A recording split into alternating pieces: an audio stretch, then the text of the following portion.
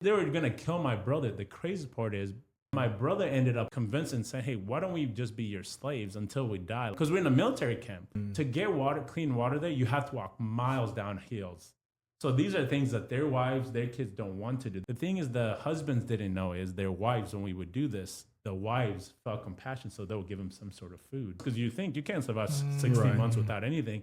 But through that, when they turned my brother in trying to kill him because of all the lies that they made, one of the military people, he was the engineer who made bullets, who made bombs and all that stuff, comes to my mom and says, if you give me your daughter, because I have an older sister who's like probably 17, I will save your son. So my mom had a hard time in like even making that decision.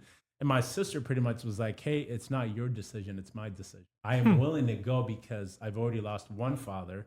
I'm not losing my second father. Because in our culture, the oldest boy becomes like the father. So my sister's like, I don't really care what happens to me.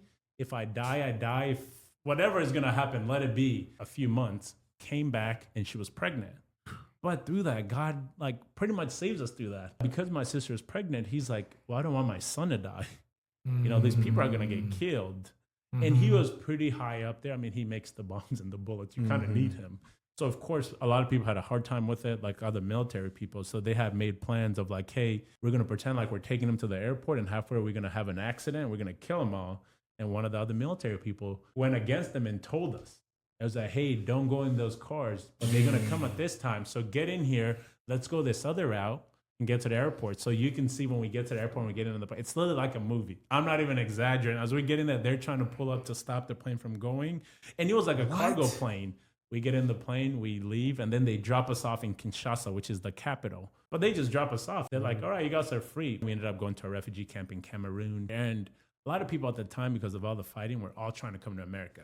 Red Cross people will come, get paperwork for people, and then go to America or go wherever they live, get paperwork for people, and then come and take him and go. So she comes into the tent, meets my mom and my two youngest siblings. As soon as she saw them, she's like, I can't leave without them. So she put us in a bus and says, I'm going to take them. Like, you don't have anyone's paperwork. You don't know our name. She says, I'm going to take them.